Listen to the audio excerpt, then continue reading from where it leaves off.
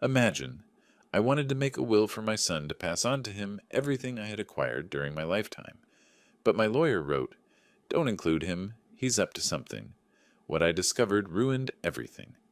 Before we continue, please subscribe to the channel and write in the comments what time it is where you are now. Lawrence's hands trembled. The papers scattered across his mahogany desk like evidence at a crime scene. I watched my attorney of 15 years struggle to meet my eyes, and something cold settled in my chest. "Milton, you need to see this." His voice cracked. I leaned forward in the leather chair. The office smelled of old books and coffee gone cold. Outside, Clearwater's evening traffic hummed on Gulf Boulevard, but in that moment, the world narrowed to the smartphone screen Lawrence pushed toward me. The screenshots showed text messages. I recognized my son's number immediately. "The guardianship petition is ready. Dr. Curtis will sign off on the cognitive assessment for $15,000. Should have everything filed by mid-April." My throat tightened. I read it again, then again. "Who's Dr. Curtis?" The question came out steadier than I felt. "A psychiatrist." Lawrence pulled the phone back. "Not a reputable one. Dennis Fowler's been using him in elder cases for years. I've seen his name in 3 fraudulent guardianship attempts." The name Fowler meant nothing to me then. It would later. "This has to be a mistake." But even as I said it, pieces started clicking into place with sickening clarity. Lawrence shook his head slowly. "My assistant Linda photographed these at Brew Theory coffee shop last week. Fowler was practically bragging to his colleagues about a $420,000 commission from a guardianship case. She recognized your son's name. 3 days earlier, everything had seemed perfect. My 67th birthday.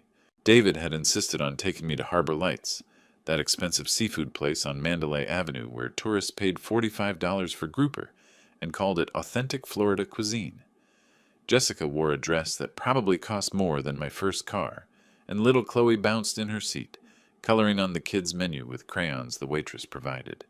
To Dad, David raised his wine glass. The Malbec caught the sunset through the restaurant's windows. 67 years young and still sharper than any of us. Jessica smiled.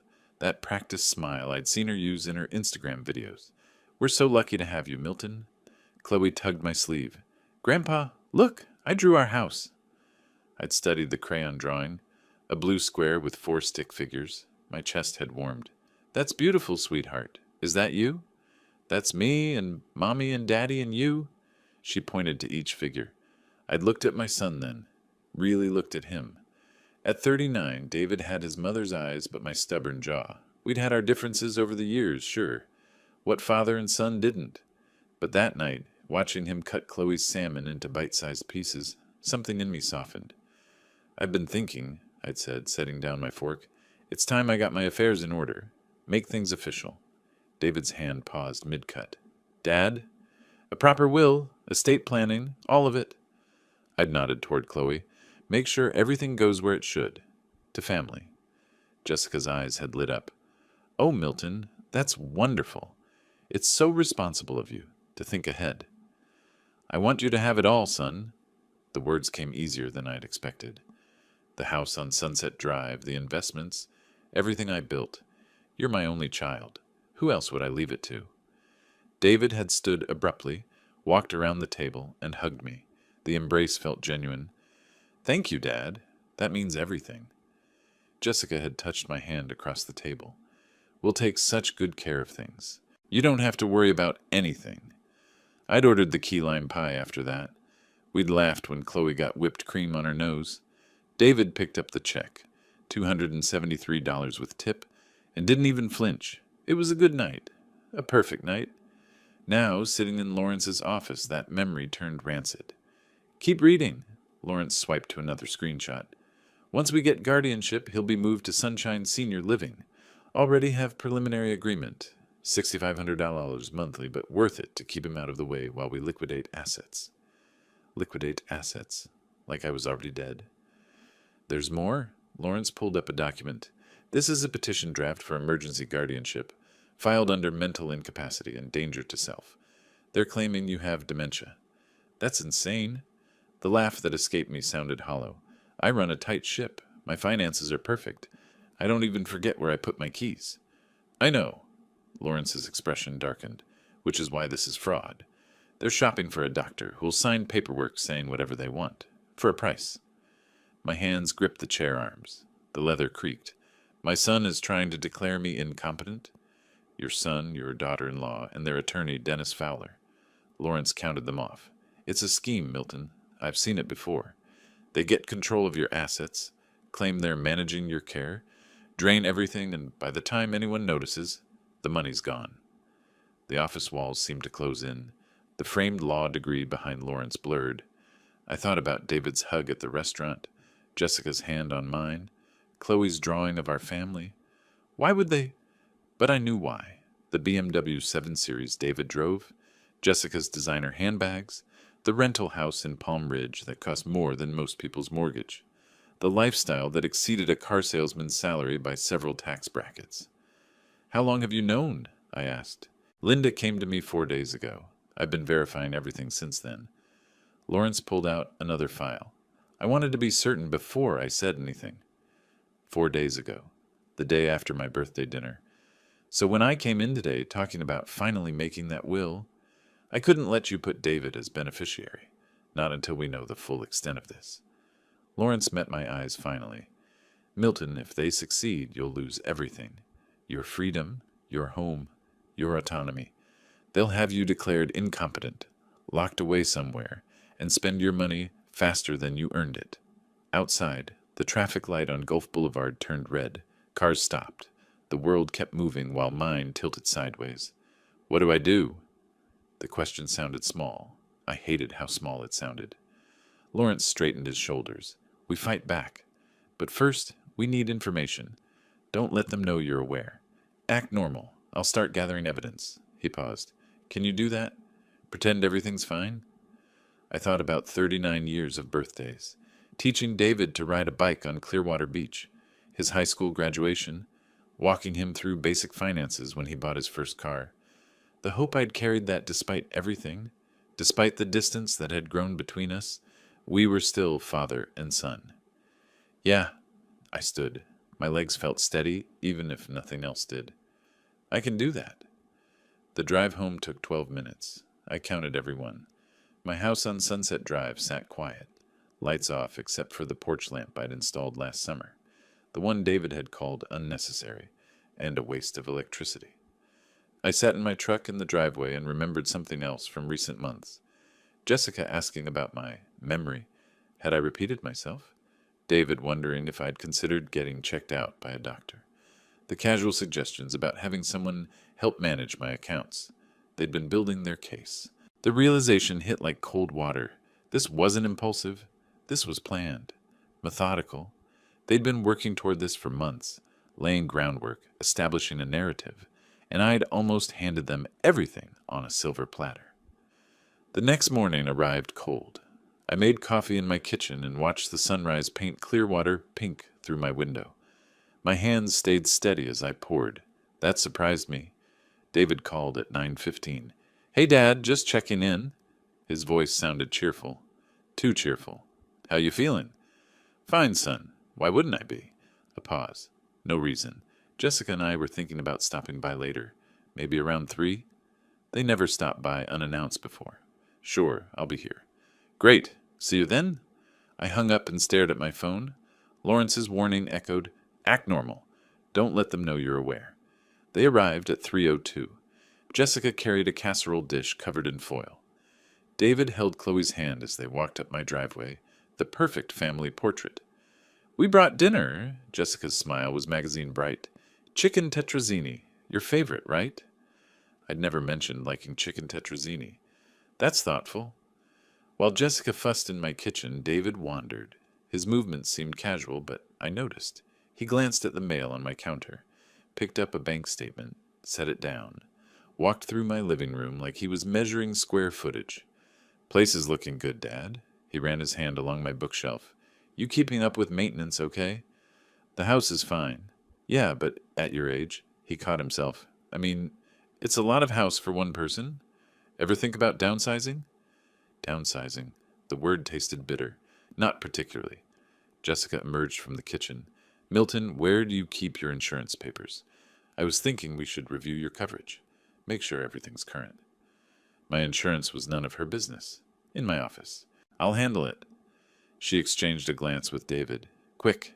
Meaningful. They stayed for an hour.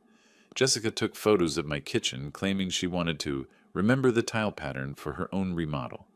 David asked about my car title, my retirement accounts, whether I'd updated my homeowner's policy recently. Chloe colored at my dining table, oblivious to the vultures circling. After they left, I found David had photographed documents on my desk. I knew because the papers were stacked differently than I'd left them. My son was cataloging my assets. 2 days later, Gerald Foster knocked on my door. My neighbor was 71, retired from the Pinellas County bench, and spent most mornings playing chess at the community center. He held a bag of oranges from his tree. Brought you some citrus. He studied my face. You look tired, Milton. Haven't been sleeping great. Noticed something strange yesterday. Gerald handed me the oranges. Man in a white coat was walking around the neighborhood, had a clipboard, asked me about the resident at 847 Sunset Drive. My address? What kind of questions? About your mental state. Whether I'd noticed memory problems, confusion, wandering. Gerald's eyebrows knitted together. Said he was from Tampa General Hospital, doing community health assessments. Thing is, I've lived here 12 years. Never seen Tampa General do neighborhood assessments. My jaw tightened. What did you tell him? That you're sharper than most men half your age. Gerald leaned against my doorframe. But it bothered me. So I wrote down his license plate. Want it? Please. He pulled a slip of paper from his pocket. Milton, if someone's causing you trouble. I'll handle it. But thank you, Gerald. This helps more than you know. That afternoon, I called a number Lawrence had given me. Sophia Parker answered on the second ring. Mr. Gray, Lawrence said you might reach out. Her office was on Cleveland Street above a sandwich shop. Professional but modest. Sophia was 44, had 15 years as a police detective before going private, and charged $200 an hour. I paid her a $5,000 retainer without blinking. I need to know everything, I said. My son, my daughter-in-law, their attorney, financial records, connections, phone logs if you can get them. Sophia took notes in neat handwriting. This about the guardianship scheme. Lawrence told you. He mentioned the basics. I've seen cases like this before. She met my eyes. They're usually uglier than people expect. Can you find out what they're planning? Give me 2 weeks. Those 2 weeks crawled. David and Jessica visited 3 more times. Each visit followed the same pattern. Concerned questions about my health, subtle probing about my finances, casual observations about how overwhelming managing a house must be at my age. I smiled, nodded, played the role of the trusting father. Inside, I cataloged every lie. Sophia called on a Thursday morning. We need to meet.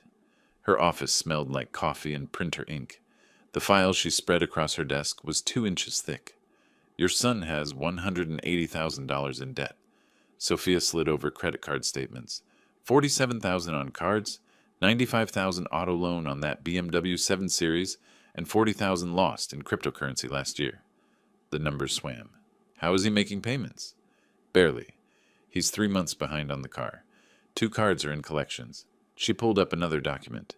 His salary at Prestige Motors is $62,000 annually. Jessica has no steady income. Her Instagram influencer career generates maybe $300 monthly from sponsored posts. They're drowning. Worse, they rented their house on Palm Ridge Court, $2,800 a month. They can't afford their lifestyle. Sophia tapped a printed email. This is correspondence between David and Dennis Fowler. They've been planning this since January. 4 months of planning, while I'd been hoping my son and I might finally reconnect. Fowler specializes in what he calls asset recovery through protective guardianship. Sophia's tone dripped disgust. He targets elderly people with substantial assets and no close family oversight. Finds someone, usually a relative, willing to file for guardianship, then splits the proceeds. Proceeds from what? Everything. Once guardianship is established, they control your assets completely. They pay themselves management fees, sell your property, drain accounts. By the time anyone questions it, the money's gone. My hands clenched. The Dr. Gerald saw. Dr. Raymond Curtis, psychiatrist out of Tampa. He's signed off on 17 guardianship cases in 3 years. Sophia pulled up a photo. For $15,000, he'll diagnose you with whatever they need. Dementia, psychosis, incompetence to manage affairs. That's fraud. It's a felony, but hard to prove until after the fact. She showed me more documents. They've already drafted the petition. Emergency guardianship hearing. Claims you're a danger to yourself. They've got witness statements, fabricated ones, and that medical assessment from Curtis waiting. They're ready to file. When? Mid-April is their target. They want to move fast once it's filed. Sophia pulled out the final document. This is a preliminary agreement with Sunshine Senior Living Facility. $6,500 monthly for a semi-private room. They've already discussed which one. The room spun slightly. My son had picked out the facility where he'd warehouse me. There's more. Sophia's expression darkened. The plan is to liquidate your assets within 6 months. Sell the house, empty the accounts, transfer everything through an LLC Fowler controls. By the time any court reviews the guardianship, you'll be broke and living in that facility on Medicaid. I sat back. The chair creaked. $2.8 million. Give or take. Enough to clear David's debts and set them up comfortably. Sophia closed the file. I'm sorry, Milton. I know this isn't easy to hear. Easy. The word didn't cover it. This was my son. The boy I'd raised, who I'd supported through college, helped with his first apartment deposit, celebrated with at his wedding, the boy who was now planning to steal my life. What are my options? My voice came out flat. We can report Curtis to the medical board, Fowler to the Florida bar, but that takes time. Sophia leaned forward. Or we can beat them at their own game. Build a defensive case so strong they can't touch you. I thought about David's hug at Harbor Lights, Jessica's hand on mine, the lies wrapped in affection. Get me everything, every document, every email, every text message. I stood. I want proof of all of it.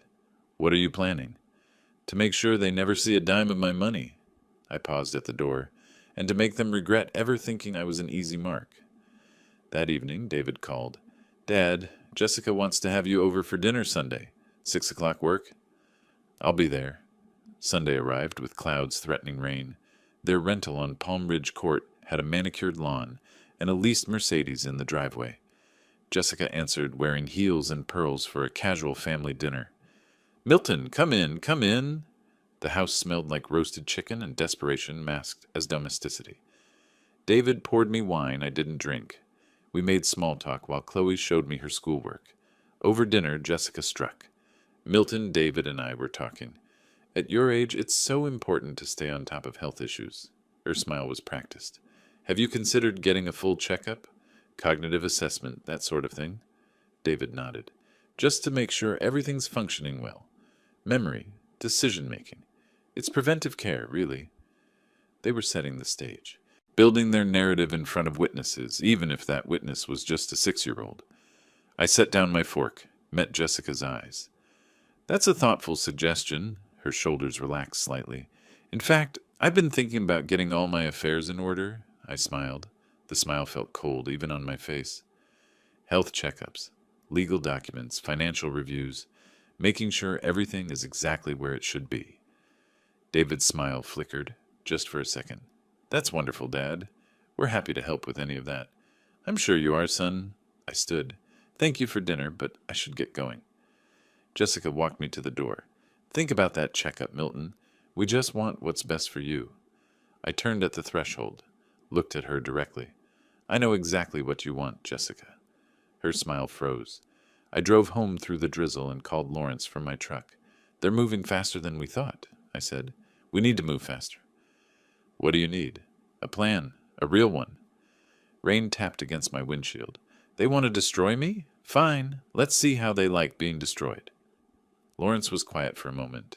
You sure about this, Milton? Once we start, I'm sure. I'd never been more certain of anything. They declared war. They just don't know I'm fighting back yet. All right, Lawrence's voice hardened. Then let's go to war. War required strategy.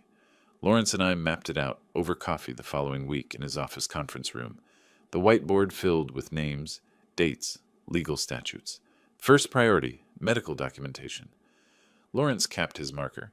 We need ironclad proof you're cognitively sound. Not just your regular doctor. We need specialists. Where? Johns Hopkins All Children's Hospital in St. Petersburg. Top-rated neurology department. 3 independent evaluations from board-certified physicians. He scribbled a note. It'll take 2 days of testing. Cognitive function, memory assessment, full neurological workup. The testing was grueling. I spent 6 hours in a sterile room answering questions, solving puzzles, recalling word lists. A Dr. Patricia Williamson watched me navigate spatial reasoning tests with the intensity of someone searching for cracks in a dam. Mr. Gray, what year is it?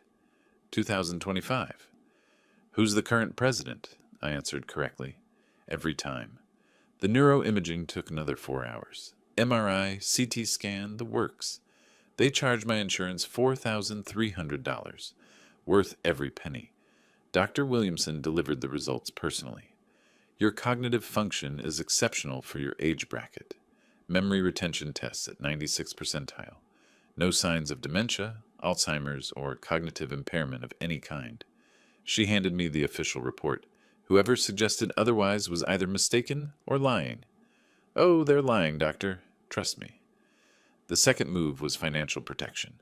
Lawrence brought in a trust attorney named Richard Montgomery, 63, Yale Law, specialized in asset protection for high net worth individuals. A revocable living trust removes assets from probate, Richard explained in his office overlooking Clearwater Harbor. More importantly, it makes guardianship over assets essentially pointless. The trust owns everything, not you personally. Can they challenge it?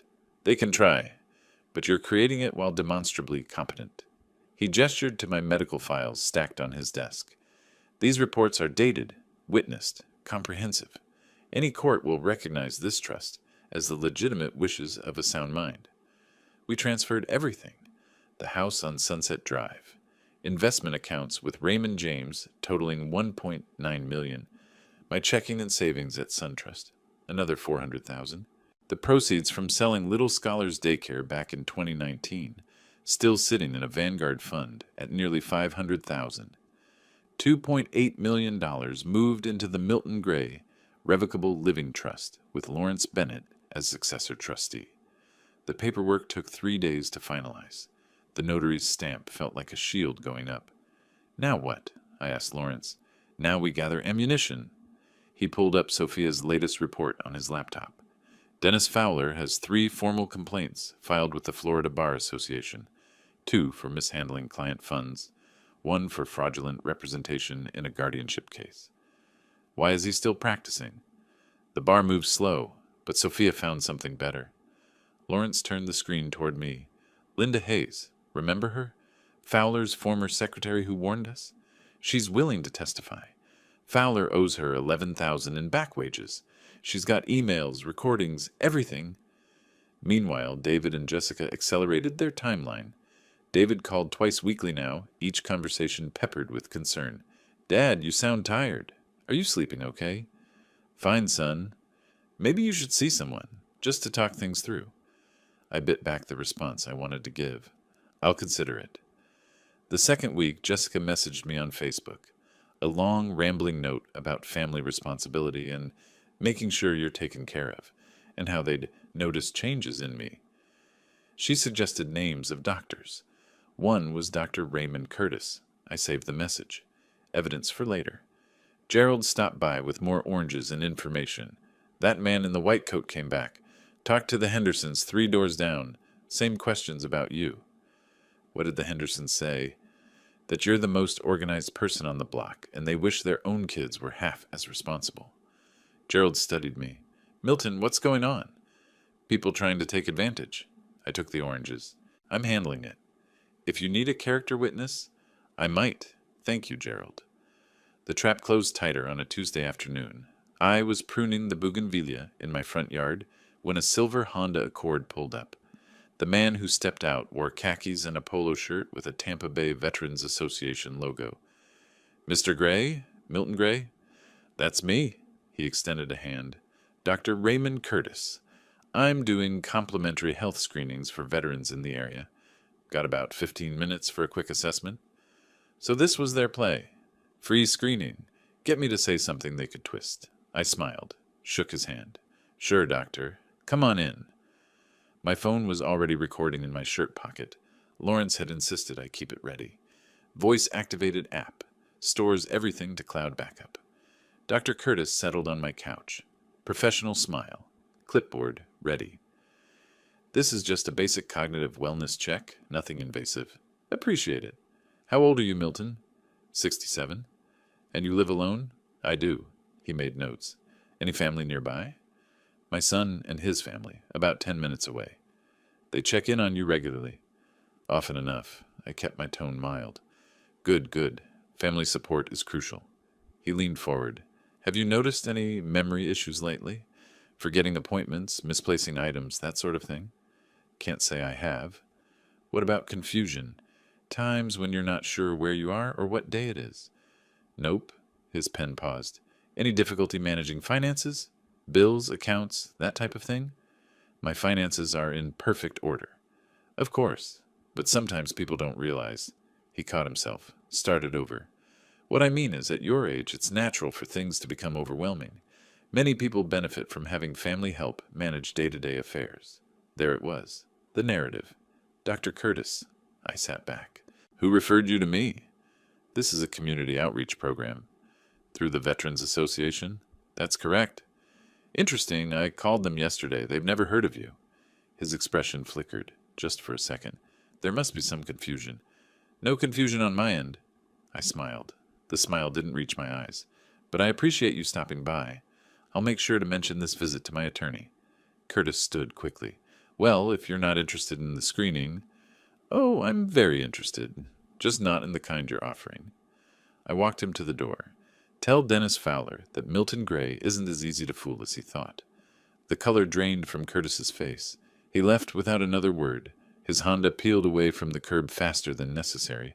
I immediately called Lawrence. Curtis just tried to evaluate me. Got the whole conversation recorded. Perfect. Send it to me. Lawrence sounded energized. This gets better and better. He just committed a felony. Fraudulent medical assessment with intent to defraud. When do we move? Soon. Let them file their petition first. Let them commit fully. Lawrence paused. In chess, you don't take the queen right away. You let your opponent think they're winning. 2 days later, certified mail arrived. Official stationery from Pinellas County Clerk of Court. My hands didn't shake as I opened it. Notice of guardianship hearing case. Number 2025. CP 47. Petitioner, David Michael Gray. Respondent, Milton James. Gray, hearing. Date, April 15, 2025, 10 a.m., Judge Sandra Morrison presiding. The petition claimed I was incapacitated and unable to manage personal or financial affairs, and posed a danger to self through neglect and poor judgment. Attached were sworn statements from David and Jessica describing incidents that never happened. Me forgetting to turn off the stove, getting lost driving to the grocery store, making irrational financial decisions. Every word a lie. I called Lawrence. They filed. Good. His voice was calm, calculating. Now we show them what preparation looks like. I'm filing our response tomorrow. Medical records, trust documents, character witnesses, everything. Plus a formal complaint against Curtis and Fowler to the Florida Bar and Medical Board. What about the hearing? Oh, we'll be there. I could hear the smile in his voice. And Milton? Wear your Bronze Star pin, the one from your Marine service. Judges notice things like that. I hung up and looked at the court notice again. April 15th, 3 weeks away. David and Jessica thought they were about to win. They'd filed their petition, lined up their fraudulent doctor, prepared their fake evidence. In their minds, the trap had closed around the helpless old man. They had no idea I'd been building a bigger trap around them. I pulled out my phone and texted Lawrence, "Let's destroy them."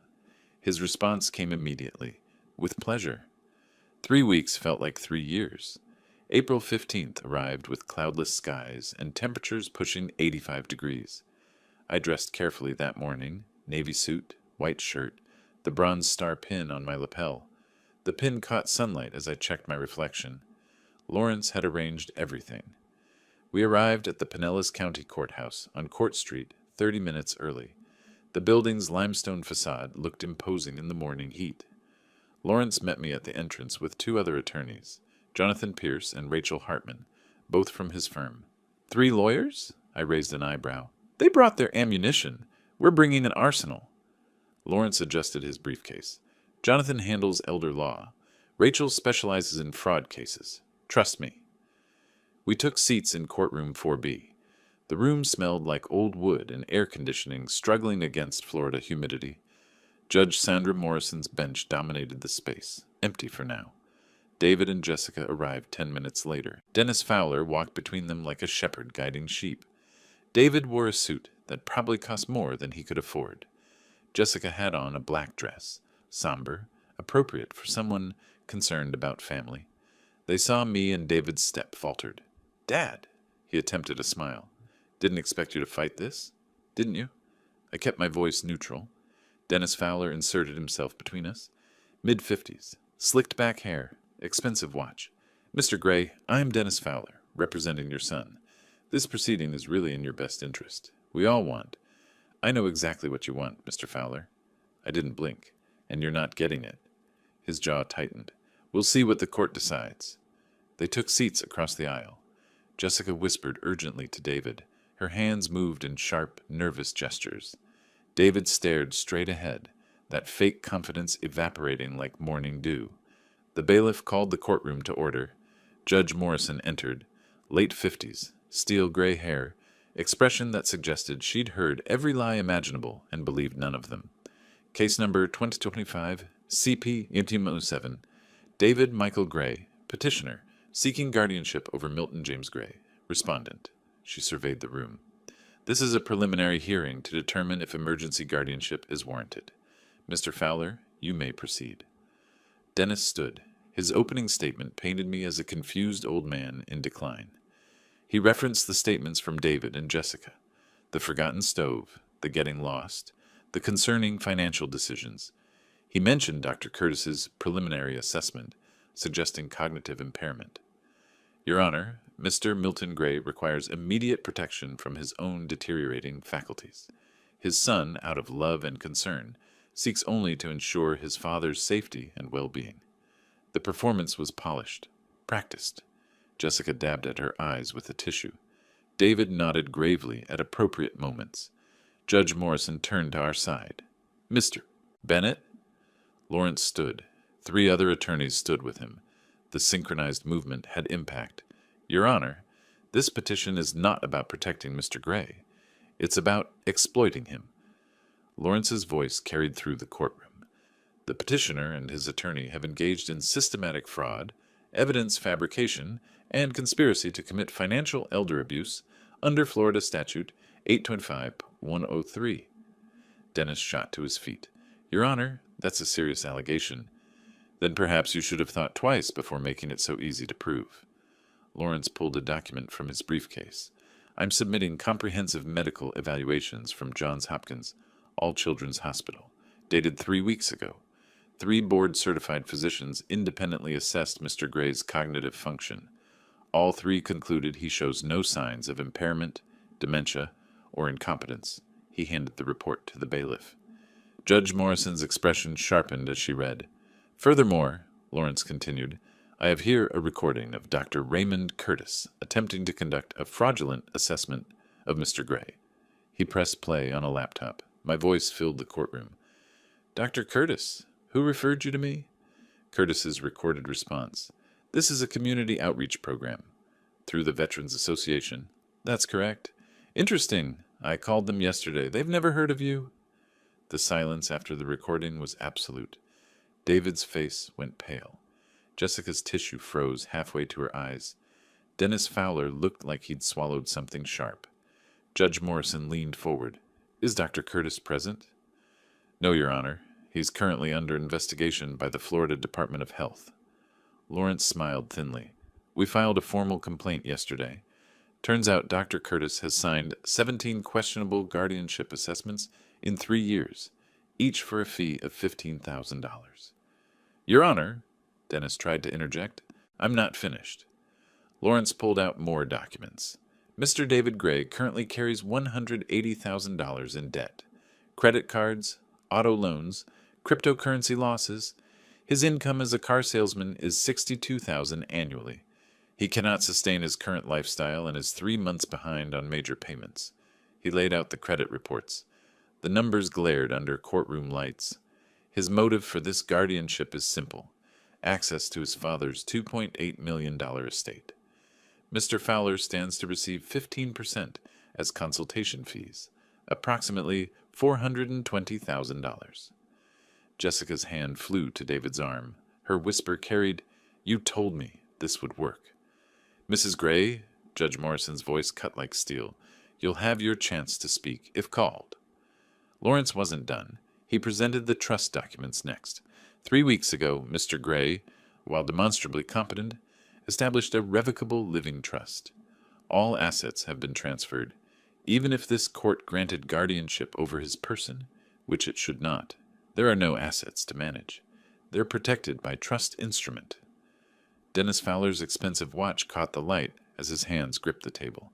His carefully constructed case was imploding in real time. "Finally, Your Honor," Lawrence's tone went cold.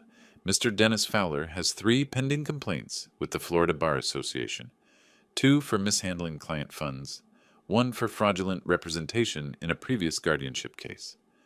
His former secretary, Linda Hayes, is prepared to testify about systematic elder abuse schemes Mr. Fowler has operated for years." Judge Morrison removed her glasses, rubbed the bridge of her nose. "Mr. Fowler, do you have response to any of this?" Dennis stood slowly. His rehearsed confidence had evaporated. "Your Honor, we had reason to believe—" "You had greed, Mr. Fowler, not reason." Judge Morrison's expression could have frozen fire. "This petition is denied. Furthermore, I'm ordering an immediate investigation by the state attorney's office into potential fraud, conspiracy, and elder abuse violations." She turned to David and Jessica.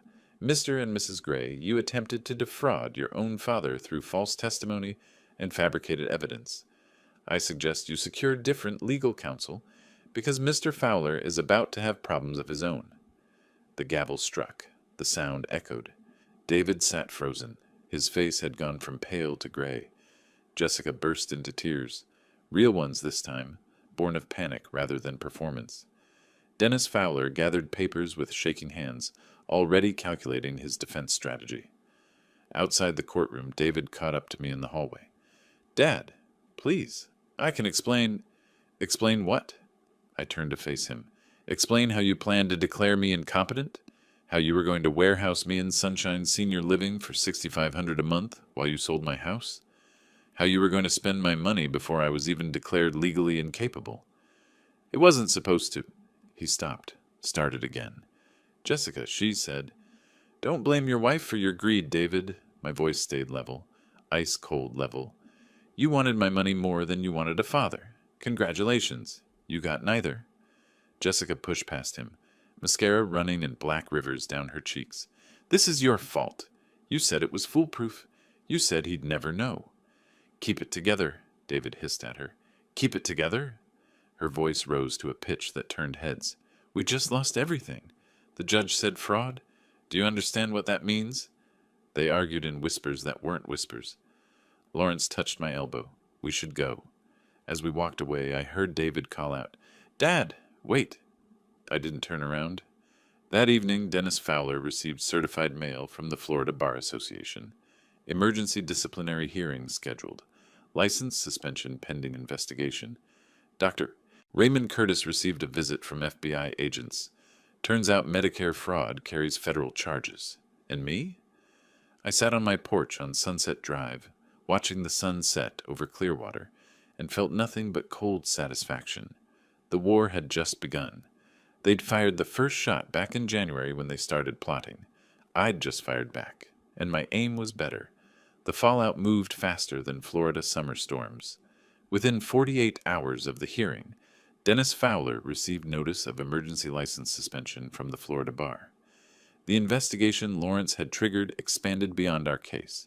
Turned out Fowler had 17 similar schemes documented across Pinellas and Hillsborough counties over 6 years. Dr. Raymond Curtis fared worse. Federal agents arrested him on charges of Medicare fraud and conspiracy to commit wire fraud. His little side business of selling diagnoses had cost taxpayers an estimated $2.3 million in fraudulent guardianship proceedings. The FBI press release made regional news, but the real bomb dropped 5 days after the hearing. Tampa Bay Times ran the story on page 3. The headline made my coffee taste better. Clearwater man attempts to defraud own father through bogus guardianship. The article didn't name David directly, journalist ethics and all that, but the details were specific enough that anyone in Clearwater could connect the dots. 67-year-old veteran, successful daycare business owner, son carrying massive debt, attorney with history of elder abuse schemes. Gerald brought me the newspaper that morning. Saw this and thought of your situation. He pointed to the article. Says here the veteran was a Bronze Star recipient. That you? Might be. His eyebrows rose. Milton, why didn't you ever mention? Didn't seem relevant. I folded the paper. Ancient history.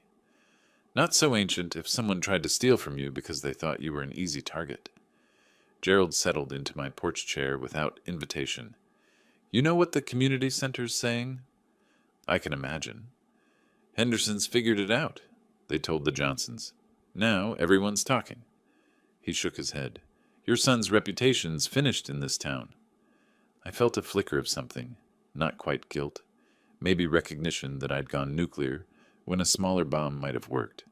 But then I remembered the court documents, the fabricated stories, the plan to lock me away in Sunshine Senior Living while they liquidated everything I'd built. The flicker died fast. He earned that reputation, Gerald. David's employer apparently agreed. Prestige Motors called him in 3 days after the hearing.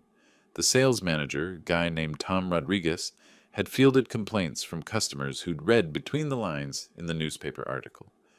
I know this because David called me that evening. Dad, please, they're putting me on probation. Rodriguez says customers don't trust me anymore. His voice cracked. I'm about to lose my job. Then I suggest you look for another one. You could fix this. Tell people it was a misunderstanding. Was it? I let the question hang. Was it a misunderstanding when you told the court I forgot to turn off the stove? When you claimed I got lost driving to Publix? When you signed papers to have me locked in a facility? Silence on the other end. That's what I thought. I hung up. Jessica's Instagram imploded even faster. Her 12,000 followers had been her pride. Proof she was someone. Something more than a struggling sales manager's wife playing dress-up. The comments section on her last post became a battlefield. Fake life, fake person, fake everything. Imagine trying to steal from your own father-in-law. All those designer bags probably bought with money that wasn't even hers. She deleted every post, shut down the account. Her influencer career, such as it was, died in a storm of public shame. But underneath all the wreckage, one question nagged at me. Lawrence had mentioned it casually during our first meeting, but we'd been so focused on building our defense that I never pushed for details. I called him that afternoon. How did you really find out? You said your assistant photographed messages at Brew Theory, but that's a hell of a coincidence. Lawrence was quiet for a moment. Linda Hayes, my paralegal, she used to work for Dennis Fowler. Used to? He fired her 8 months ago. Actually, he stopped paying her first. $11,000 in back wages, then fired her when she complained. Lawrence's tone carried an edge. Linda's sharp. When she worked for him, she saw the pattern. Wealthy elderly clients, questionable guardianships, money disappearing into LLCs that Fowler controlled. She knew what he was doing. Knew it. Couldn't prove it. Bar complaints require evidence, and Fowler's good at covering tracks. Lawrence paused. But when she started working for me in January, she kept tabs on her old employer. Professional curiosity, maybe. Or revenge. Smart woman. Very.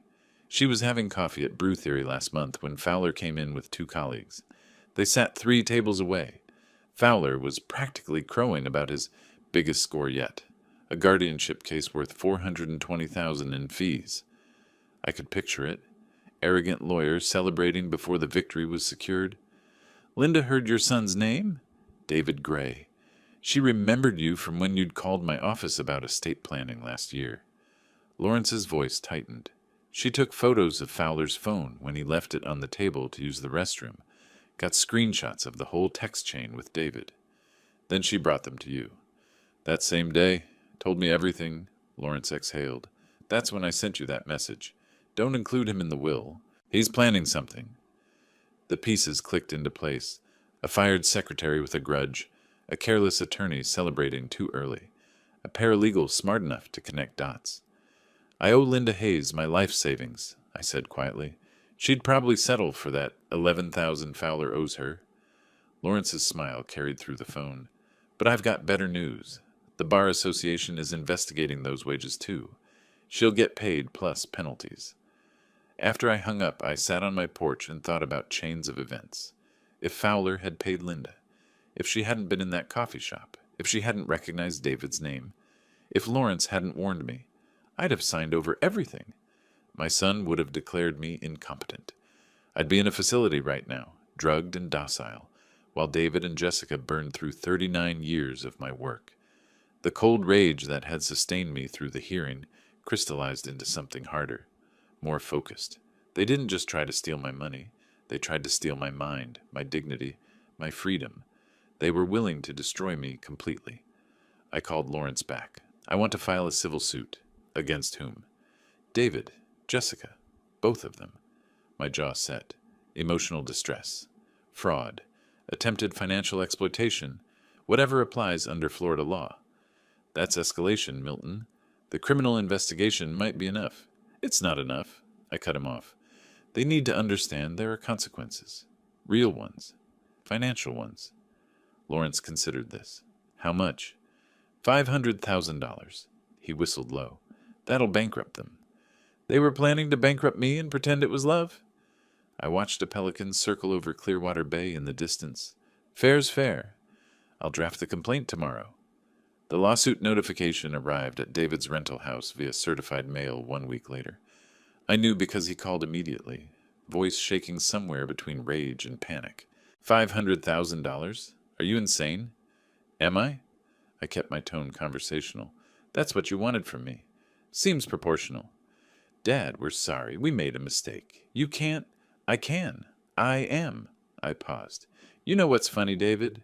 You weren't wrong to think I had money. You were wrong to think I was stupid enough to let you take it. This will destroy us. Good. The word came out colder than I intended. Or maybe exactly as cold as I intended. You were willing to destroy me. At least I'm leaving you your freedom. That's more mercy than you planned to show me.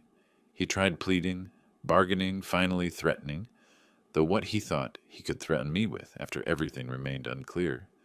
I hung up mid-sentence. That evening Jessica called from her parents' house in Orlando. She'd left David, apparently, taken Chloe and run home to Mommy and Daddy. Milton, please. Her voice was raw. I know what we did was wrong. I know that. But Chloe asks about you every day. She misses her grandfather. That hurt. The first real wound they'd managed to land. Put her on, I said. Grandpa? Chloe's voice was small.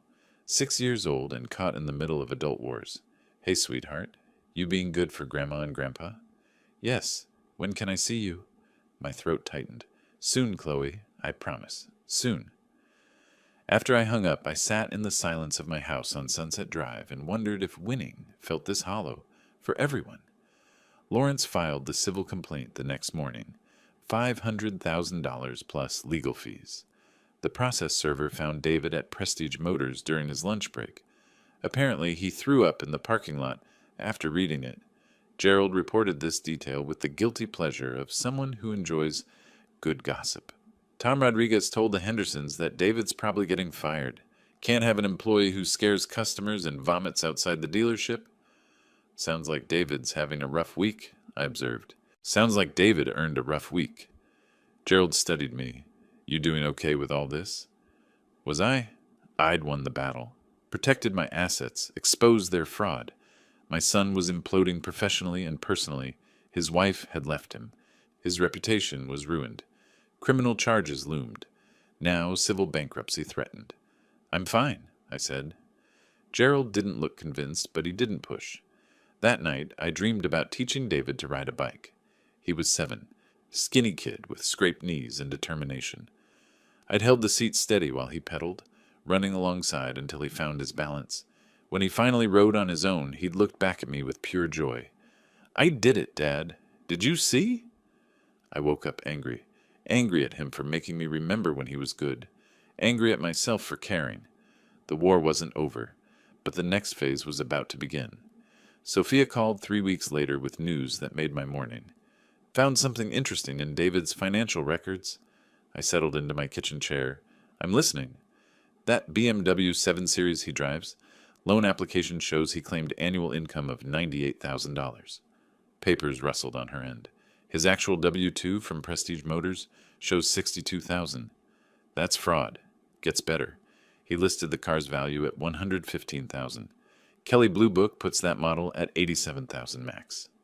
Sophia paused for effect. He inflated both his income and the collateral value. Tampa Bay Credit Union gave him $95,000 based on false information.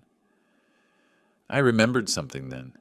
Years ago, when Little Scholars Daycare was thriving, I'd provided free childcare slots for military families. The program director at MacDill Air Force Base had been grateful, sent me a handwritten thank you note. Her husband worked at Tampa Bay Credit Union, branch manager if memory served. "Can you send me the loan documents?" "Already in your email." I drafted a careful message that afternoon, not accusatory, just concerned. A father who discovered his son might have made errors on a loan application and wanted to bring it to the bank's attention before anyone got hurt.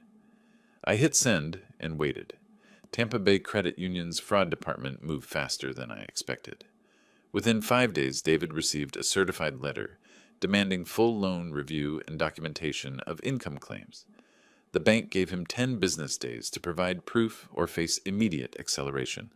Legal speak for, "Pay us $95,000 right now, or we're repossessing the car." David didn't have $95,000. He didn't have $9,000. Gerald witnessed the repo truck arrive at David's rental on a Wednesday morning. "Big flatbed. Took about 15 minutes to load that BMW." Gerald shook his head. "Your son stood in his driveway in his bathrobe, just watching. Didn't even try to stop them." "How'd he look?" "Like a man who'd run out of options." Gerald studied me. "You had something to do with that, didn't you?" I might have mentioned some discrepancies to the right people. "Ruthless, Milton. They tried to have me declared mentally incompetent and locked away." I sipped my coffee. Losing a car seems proportional. But I wasn't finished. Sophia had found something else. Jessica took out a business loan last year, $40,000 from SunTrust for a direct sales cosmetics venture. Sophia's tone dripped skepticism. "The application lists you as co-signer." I never co-signed anything for Jessica. "I didn't think so." She sent me a PDF. "Look at the signature." The scanned document showed my name in handwriting that almost matched mine. Almost. The M in Milton leaned wrong. The G in Gray had an extra loop. Someone had practiced but hadn't quite nailed it. She forged my signature. "Yep, that's identity theft, forgery, and fraud. Florida Statute 817568. Third-degree felony." Sophia's voice hardened. "You want to press charges?" I thought about Jessica's call from Orlando. Chloe's small voice asking when she could see me. The innocent child caught in the crossfire of adult greed. Then I thought about Jessica sitting in my house, photographing my kitchen, asking about insurance documents, building a case to steal everything while pretending to care. Contact the Clearwater Police Department. File a report. The investigation took 2 weeks. Detective Aaron Walsh from the Financial Crimes Unit called me personally. "Mr. Gray, we've confirmed the signature is forged. Bank handwriting analysis and your statement are sufficient for charges. What happens now?" "We issue a warrant for Jessica Marie Gray's arrest. She'll be charged with forgery in the 3rd degree and identity theft." Walsh paused. "These charges carry up to 5 years in prison." 5 years. The number sat heavy. "Detective Walsh, what if she agreed to make restitution? Pay back the 40,000 plus damages?" "You'd be willing to accept that instead of prosecution?" "If she pays 50,000 total, the loan plus 10,000 in compensation, and admits the forgery publicly, I won't push for jail time." Walsh considered this. "I'll contact her attorney, see if she's interested in a deal." Jessica was very interested in a deal. Her parents, middle-class folks from Orlando, who'd probably never imagined their daughter capable of felony fraud, borrowed against their house to come up with $50,000. The money hit my account on a Friday. Jessica signed a notarized confession admitting she'd forged my signature. The document would be filed with the court, but sealed from public record, per the plea agreement. She called me after signing. "I hope you're happy, Milton." "Happy?" I laughed without humor. "Jessica, you forged my signature to steal $40,000. You participated in a scheme to have me declared incompetent. You helped your husband try to destroy my life. And you think I'm the villain because I didn't let you get away with it? We were desperate." "No, you were greedy. There's a difference." I ended the call. David's employment situation collapsed shortly after.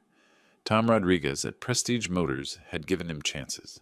Multiple chances, but the combination of negative publicity, the lawsuit, the repossessed BMW, and David's increasingly erratic behavior finally exceeded management's tolerance. Rodriguez called me directly. "Mr. Gray, I hope you don't mind, but I wanted you to know we're terminating David's employment."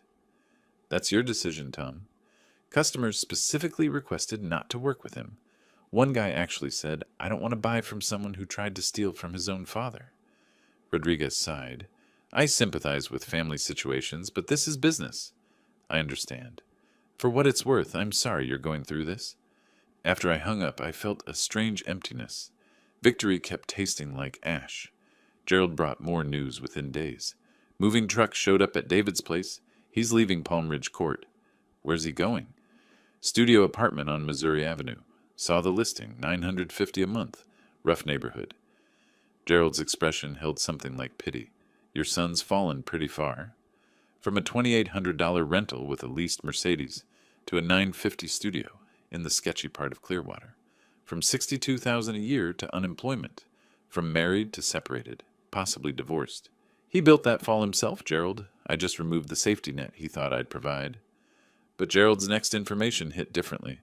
Heard them arguing when the movers came. Loud enough the neighbors talked about calling the police. What were they arguing about?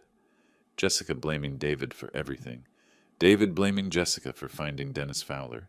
Both of them screaming about whose fault it was. Gerald shook his head. "That marriage is dead, Milton. Even if they don't divorce officially, it's over." I thought about their wedding. I'd paid for half of it. $12,000 because David couldn't afford the venue Jessica wanted. She'd been radiant that day. David had looked at her like she'd hung the moon. Now they were screaming in a driveway while movers hauled boxes, their marriage dissolving in public view. Sophia's final report came via email. Subject line: complete financial picture. I printed it out. The numbers told a grim story. David's debts, $180,000 original, now $220,000 with penalties and legal fees. No BMW to show for it. Repoed and sold at auction for $68,000, leaving $27,000 still owed. Credit cards and collections. The civil lawsuit I'd filed adding pressure daily. Jessica's debts, $50,000 to her parents that she'd likely never repay. Her credit destroyed. No income. Living with her parents at age 37 with a 6-year-old daughter. Together, they owed more than most people earned in 3 years. Separately, neither could survive. The destruction was complete, methodical, devastating. I sat on my porch that evening watching the sunset paint Clearwater pink and orange. My house on Sunset Drive stood solid around me. My bank accounts remained full, my freedom intact, my mind sharp despite their attempts to paint it otherwise. I'd won every battle, protected everything, destroyed everyone who'd tried to destroy me. So why did I feel like I'd lost something anyway? My phone buzzed. Text from David. "Can we talk, please?" I stared at the message for a long time. My son, broke and broken, reaching out. The boy I'd taught to ride a bike. The man who'd planned to lock me away and steal my life. I typed a response, deleted it. Typed another, deleted that too. Finally, I turned off the phone and poured myself a drink. Some conversations could wait. Some wounds needed to bleed a while longer. The war had casualties on both sides. I was just better at hiding mine. June melted into July with humidity thick enough to chew. I ignored David's texts, 17 of them over 5 weeks, each one more desperate than the last. Jessica stopped calling after the restitution payment cleared. Smart woman, knowing when she'd lost. The invitation arrived on a Tuesday. Heavy cardstock, embossed seal of the state of Florida. I almost threw it away with the junk mail. Mr. Milton Gray, you are cordially invited to the 4th of July Veterans Recognition Ceremony at Clearwater Beach. Governor Ron Caldwell will be presenting the Community Hero Award. Your presence is requested at 10 a.m. Ron Caldwell. I hadn't heard that name in years. We'd served together in the Marine Corps back in the 80s. Different platoons, same deployment. Lost touch after discharge, though I'd followed his political career with distant interest. Watched him climb from city council to state senate to governor's mansion. I called the number on the invitation. A polite assistant confirmed. Yes, Governor Caldwell had specifically requested my attendance. Yes, the award was legitimate. Yes, it was being televised by Bay News 9 and covered by local newspapers. The governor mentioned your charitable work with military families, the assistant explained. He'd like to honor that legacy. Legacy? Interesting word. I hadn't publicized Little Scholars Daycare's military program. Never sought recognition for providing free childcare to service members' families from 1995 through 2019. Did it because it felt right, because I'd been a Marine once, and knew the challenges military families faced. Apparently, Ron remembered. The morning of July 4th arrived with cloudless skies and temperatures already pushing 90. I dressed carefully, light gray suit, white shirt, bronze star pin on my lapel. The pin caught sunlight as I locked my front door. Clearwater Beach was packed. Tourists mixed with locals, American flags everywhere, the smell of sunscreen and hot dogs heavy in the salt air. A temporary stage stood near Pier 60, draped in red, white, and blue bunting. Chairs faced the Gulf of Mexico, already filling with attendees. A staffer with a clipboard found me. "Mr. Gray, please follow me." They seated me in the front row, third seat from the aisle. Perfect camera angle, I'd realize later. The ceremony opened with the national anthem. A local high school choir sang. The mayor gave a speech about service and sacrifice. Then Governor Caldwell took the stage. He looked older than his campaign photos. 69 now, hair more silver than brown, but he carried himself like the Marine he'd been. Straight spine, steady gaze, voice that projected without microphone assistance. Today we honor citizens who embody the values we celebrate on Independence Day. Caldwell's eyes swept the crowd. Service, sacrifice, community. These aren't abstract concepts. They're lived by real people who make real differences. He spoke about several recipients. A firefighter who'd saved 3 children from a burning apartment. A teacher who'd started a literacy program in underserved neighborhoods. A nurse who volunteered at homeless shelters. Then he called my name.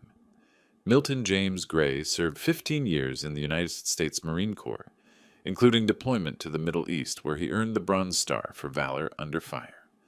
Caldwell gestured for me to approach, but his service didn't end with his discharge.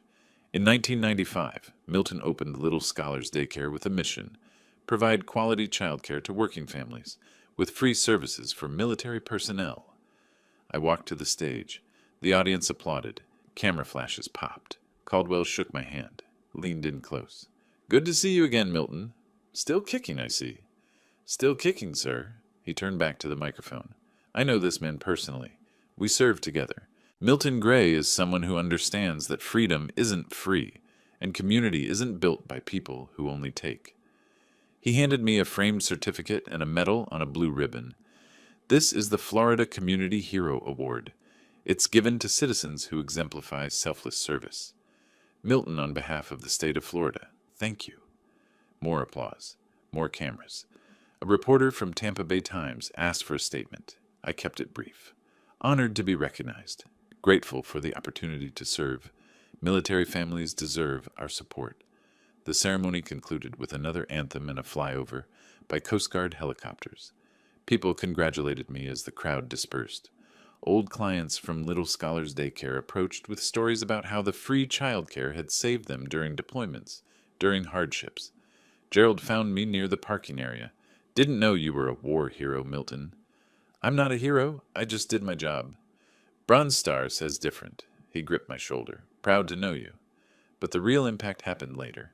Bay News 9 aired the ceremony on their evening broadcast.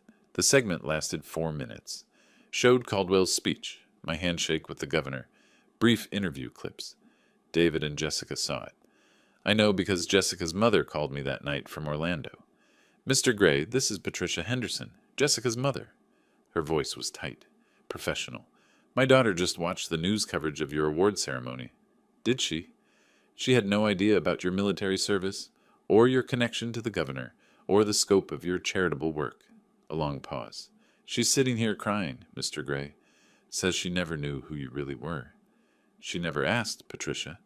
I understand why you did what you did, after everything that happened. Patricia's voice softened slightly.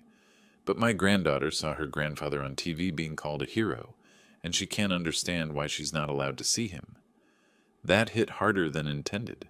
Chloe, innocent Chloe, watching Grandpa receive awards while living in exile because her parents were criminals. I'll consider reaching out, I said carefully, but not yet. I understand, Patricia hung up. David's text arrived minutes later. Why didn't you ever tell me? About the Bronze Star, about serving with the governor, about everything?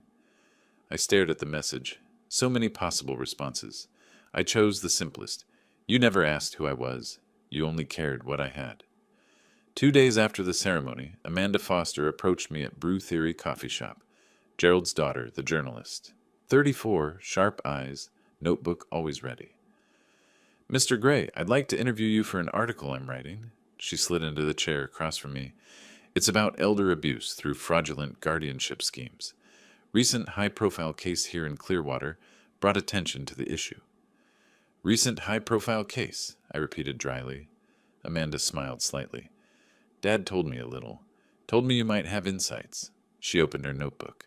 I won't use names, but I'd like to tell the story.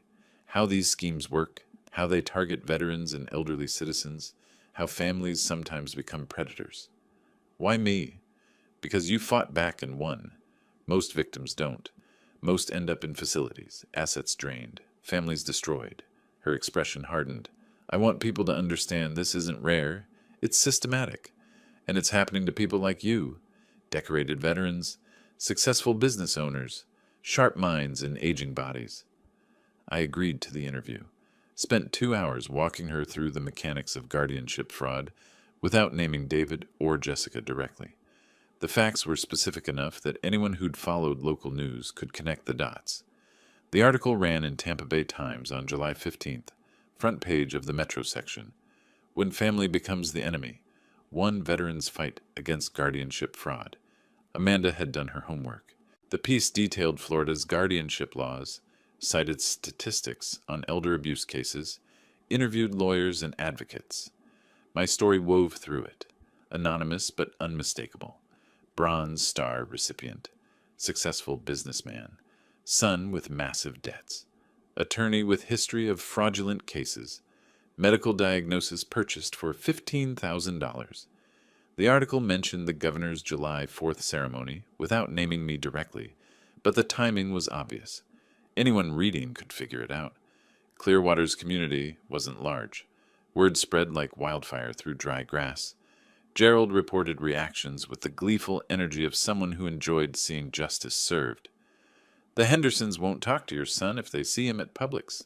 The Johnsons cross the street to avoid him downtown. Rita Patterson told everyone at the community center that David Gray is persona non grata in civilized society. Jessica fared worse. She'd tried returning to Clearwater to apply for jobs, retail, administrative work, anything to rebuild. But employers Googled her name, found the articles, made excuses about positions being filled. She applied at Target on Gulf to Bay Boulevard, Gerald reported. Manager told her straight up, "We don't hire people who steal from family." The casual cruelty of small-town judgment could be devastating. I'd weaponized it perfectly.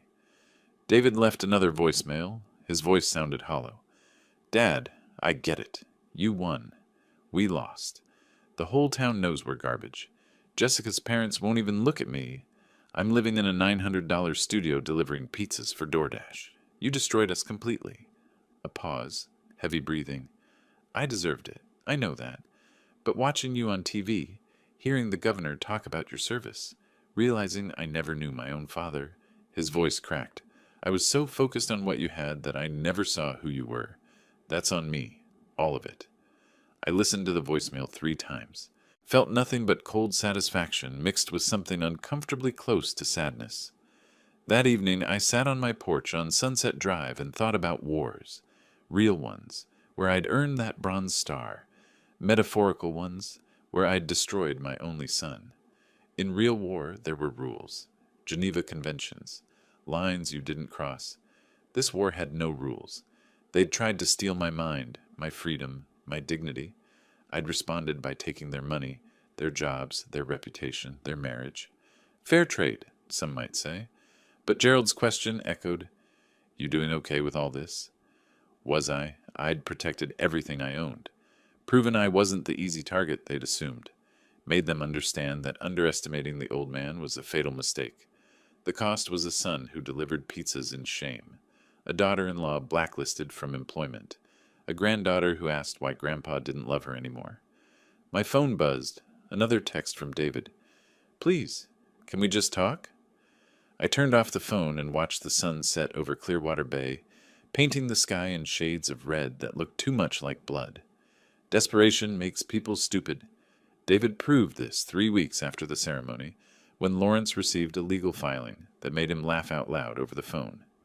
"They're countersuing you." I set down my coffee. "On what grounds?" "Defamation and malicious prosecution. $200,000. Papers rustled on his end. "Claims you orchestrated the entire situation to destroy your son's reputation. Says you used your connections, specifically mentioning the governor, to manipulate the legal system." "That's absurd. It's also desperate. They hired Christopher Kane. He's a mid-tier attorney who takes cases other lawyers won't touch." Lawrence's tone carried amusement. "David and Jessica pooled money from friends to afford his $5,000 retainer. This is their Hail Mary. Can they win?" "Milton, they have no case. None. They initiated the guardianship fraud. They forged signatures. They lied to courts. All we did was defend you with facts." He paused. "But Kane's smart enough to know that. He's probably taking their money, knowing it's hopeless." The countersuit arrived via certified mail 2 days later. 15 pages of legal language trying to reframe David and Jessica as victims of my vindictive manipulation.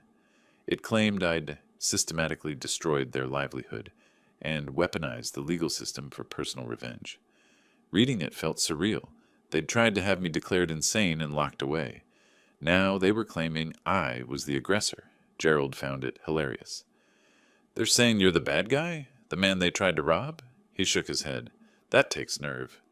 "Takes stupidity," I corrected him, "but let them try." The hearing was scheduled for mid-August. Lawrence assembled our response with the enthusiasm of someone who enjoyed crushing, obviously fraudulent arguments. He brought Rachel Hartman again, the fraud specialist who'd helped destroy Dennis Fowler. Christopher Kane arrived at the courthouse looking uncomfortable. Early 50s, slightly rumpled suit, briefcase that had seen better days. He shook my hand before we entered the courtroom. "Mr. Gray, I want you to know this isn't personal." "Of course it is," I replied.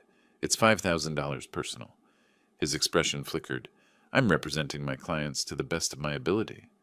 "Then you should have advised them not to file." Inside courtroom 4B, David and Jessica sat ramrod straight. This was their last shot. They'd borrowed money they couldn't repay to hire a lawyer. They couldn't afford to file a suit. They couldn't win. The desperation was almost tangible. Judge Robert Morrison presided. Different judge than our first hearing, but he'd read the case file. His expression suggested he'd already formed opinions. Kane's opening argument tried to paint me as a vengeful father who'd manipulated circumstances. "Your Honor, Mr. Milton Gray is a decorated veteran with connections to the highest levels of Florida government. When his son attempted, however misguided, to address legitimate concerns about his father's well-being, Mr. Gray used those connections to systematically destroy his son's life." He cited the newspaper articles, the community ostracization, David's job loss. This wasn't self-defense. This was calculated destruction. My clients made mistakes, yes, but the punishment far exceeded any reasonable response. The performance was adequate. Kane was trying to make us look like bullies. Judge Morrison turned to Lawrence. "Mr. Bennett?" Lawrence stood. Rachel stood with him. The synchronized movement still had impact. Your Honor, let's be clear about what happened. Lawrence's voice carried ice. The petitioners didn't attempt to address concerns. They conspired with a corrupt attorney and a fraudulent psychiatrist to have Mr. Gray declared incompetent so they could steal $2.8 million. He projected the evidence on the courtroom screen, the text messages between David and Dennis Fowler, the forged signature on Jessica's loan, the recorded conversation with Dr. Curtis, David's debt statements showing clear financial motive. Every piece of evidence shows premeditation, planning, intent to commit fraud. Lawrence turned to David and Jessica. They didn't make mistakes, Your Honor. They committed crimes. Kane tried to interject. Your Honor, my clients were under financial stress. Financial stress isn't a defense for fraud. Judge Morrison's tone was sharp. Continue, Mr. Bennett. The petitioners claim Mr. Gray manipulated the system. In reality, he simply defended himself using legal means.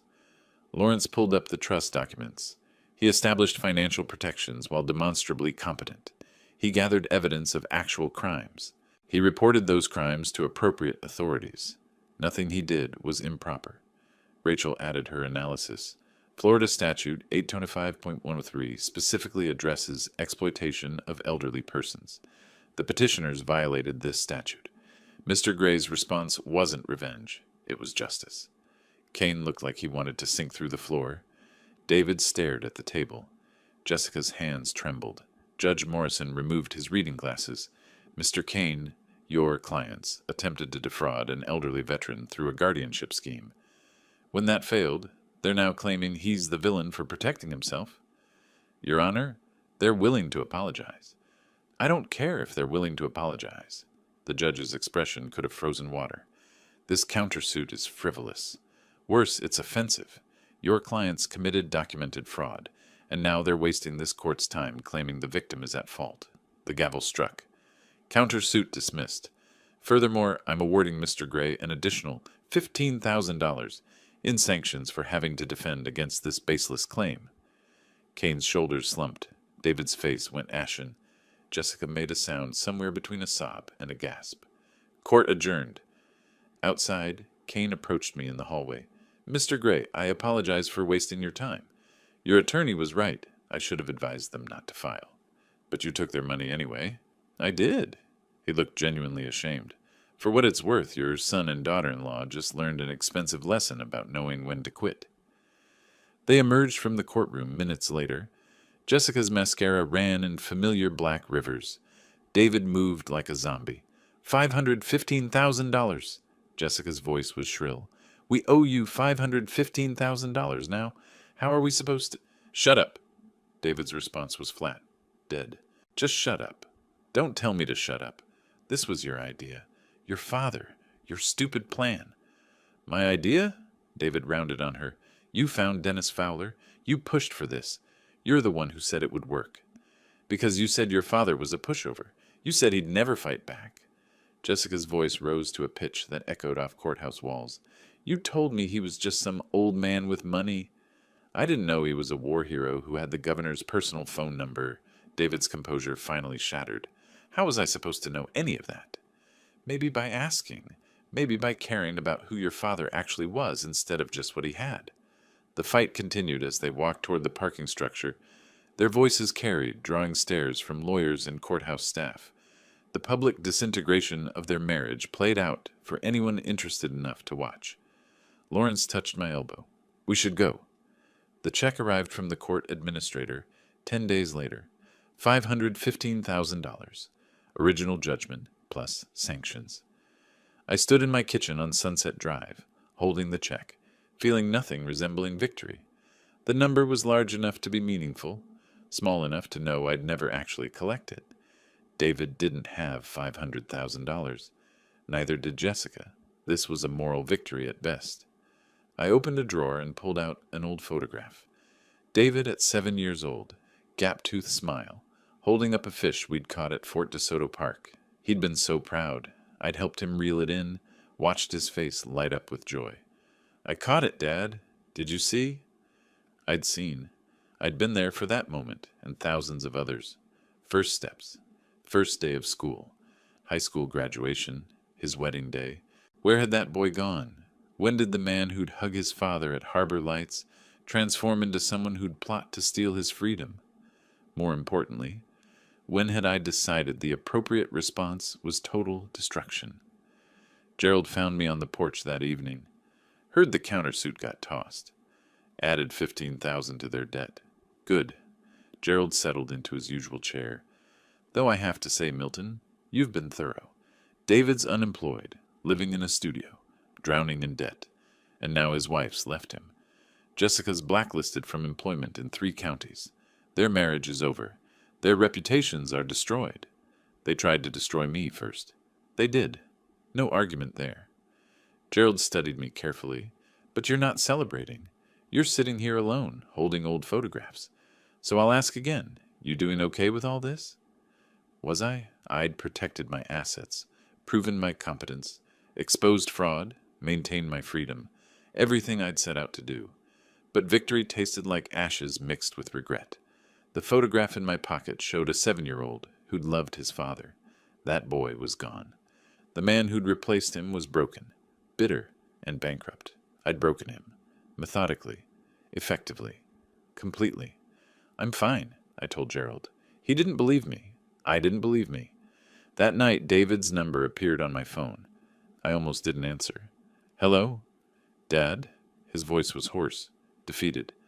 I'm not calling to argue. I'm not calling to ask for money. I just need you to know. I get it now.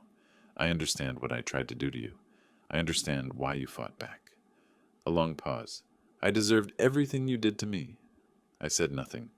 Jessica and I are getting divorced. She moved back to Orlando permanently. I'm living in a place with roaches and working delivery apps to afford ramen. He laughed bitterly. Everything you built over decades, I tried to steal in months. And you showed me what happens when you underestimate someone. Is there a point to this call, David? Just this. You won. Completely. Totally. I have nothing left to take. No way to fight back. Nowhere to go but down. His voice cracked. I hope that gives you peace. He hung up before I could respond. I sat in the silence of my house on Sunset Drive, surrounded by everything I'd successfully protected, and wondered why peace felt so far away. August bled into September with heat that refused to break. The house felt larger than it should. Rooms I hadn't entered in weeks gathered dust. My victory had bought me security and loneliness in equal measure. Gerald stopped by more frequently. Checking on me, he claimed, making sure I hadn't gone full hermit. You've been sitting on this porch every evening for 2 weeks, he observed one afternoon, settling into his usual chair. Same position, same expression, same emptiness. I'm fine. You're not. Gerald leaned forward, elbows on knees. You won, Milton. Protected everything. Exposed the fraud. Made them pay. So why do you look like you lost? I didn't answer immediately. A pelican dove for fish in the distance, came up empty. Tried again. I keep thinking about a conversation we had years ago, I finally said. David was maybe 14, got in trouble at school for cheating on a test. I sat him down, told him actions have consequences, told him character matters more than shortcuts. Sounds like good parenting. He looked at me and said, I understand, Dad. I won't disappoint you again. I gripped my coffee mug tighter. I believed him, thought I'd raised someone with integrity. Gerald was quiet, patient.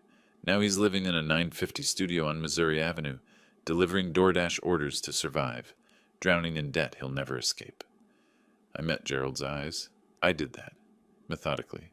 Systematically. I destroyed my own son. He tried to destroy you first. I know. That's what makes this complicated? I set down the mug. Justice says he deserved consequences. But Gerald, I didn't just deliver consequences. I delivered annihilation. I could have stopped at protecting my assets. Instead, I kept pushing until there was nothing left of him. You think you went too far? It wasn't a question. Gerald had known me long enough to read between silences. I think, I said slowly, that somewhere between defending myself and destroying him, I became the kind of person I wouldn't have respected 30 years ago. The divorce papers arrived at David's studio apartment on a Tuesday. I know because he called me from the parking lot of the family law courthouse, voice hollow. It's official. Jessica and I are done. Irreconcilable differences. He laughed without humor.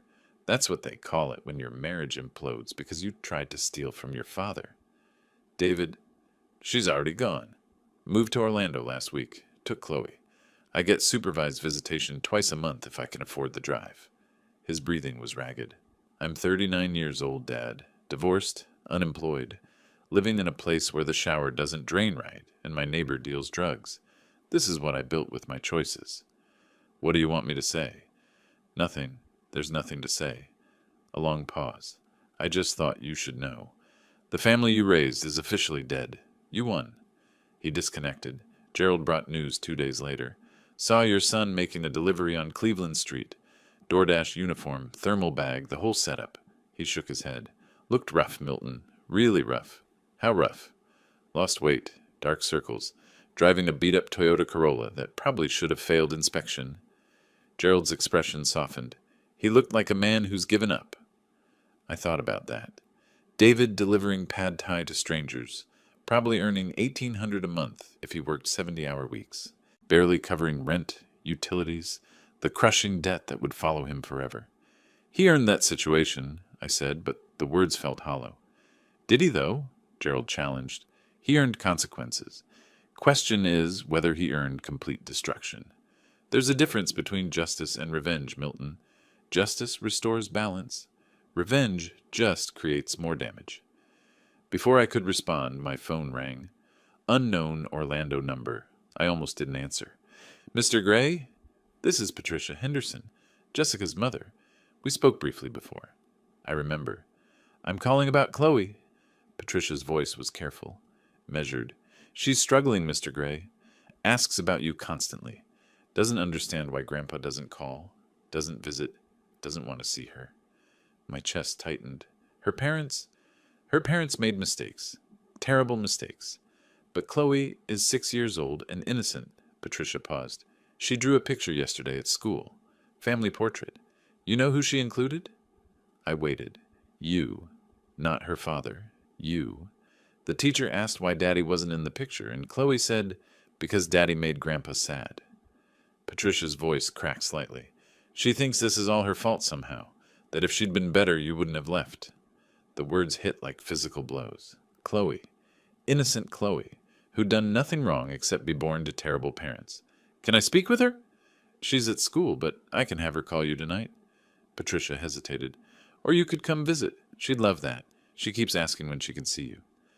After we hung up, I sat motionless on my porch. The afternoon stretched long and quiet.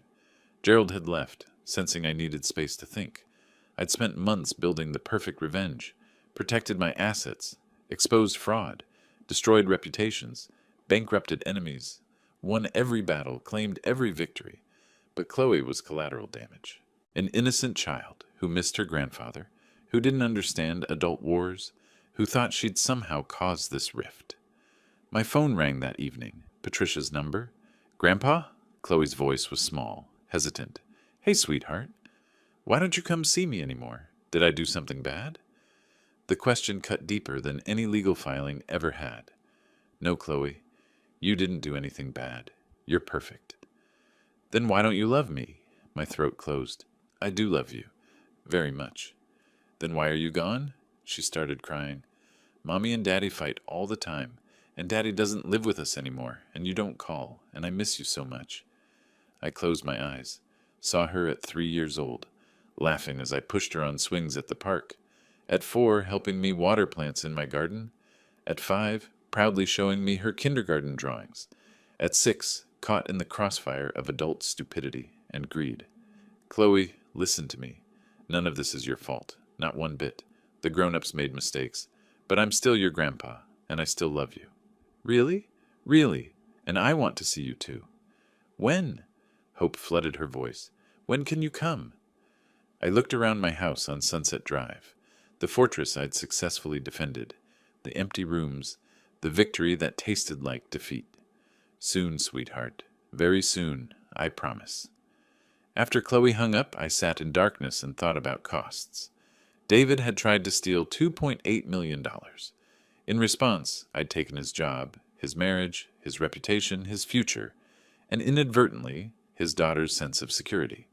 The scales weren't balanced, they were shattered. Gerald appeared at my door the next morning. "You look different." "Different how?" "Like you've decided something." He studied me carefully. "Good different or bad different?"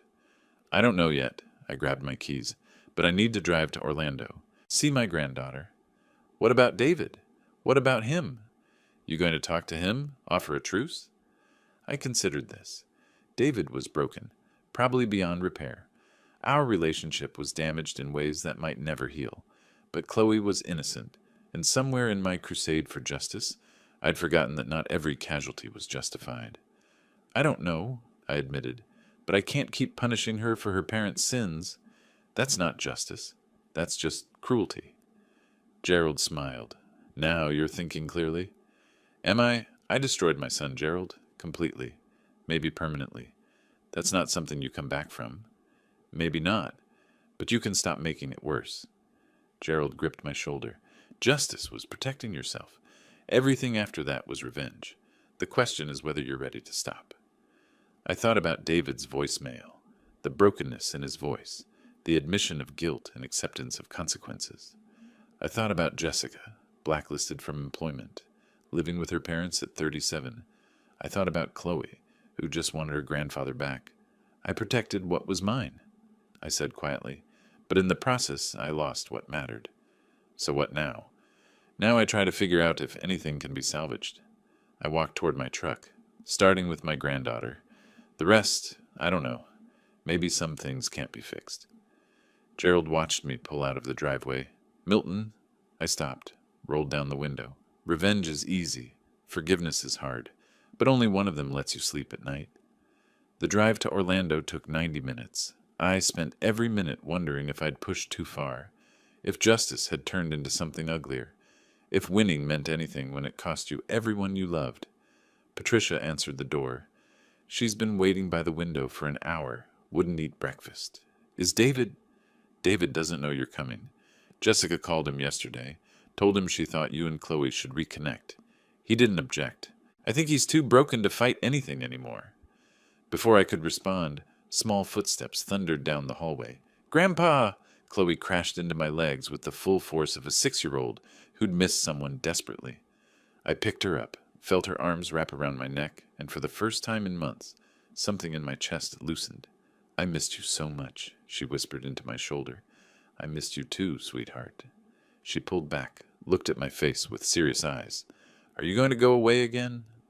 I thought about my empty house, my complete victory, the hollow triumph that had left me alone with my righteousness. "No, Chloe, I'm not going anywhere." The afternoon passed in a blur of coloring books and stories. Chloe showed me her room, her toys, her school projects. We fed ducks at a nearby park. She held my hand and chattered about everything and nothing. As the sun started setting, Patricia pulled me aside. She needed this. "Thank you for coming." "I should have come sooner." "You were hurt, angry." Those feelings were valid. Patricia's expression was kind, but firm. But punishing David also punished her. "I hope you see that now?" I did. Too clearly. On the drive home, I called Lawrence. "The civil suit against David and Jessica. What would it take to settle?" "Milton, I want to know my options. Can we reduce the judgment?" Lawrence was quiet. "Yes. But why?" "Because my granddaughter shouldn't have to grow up knowing her grandfather destroyed her parents completely. There's a difference between justice and annihilation.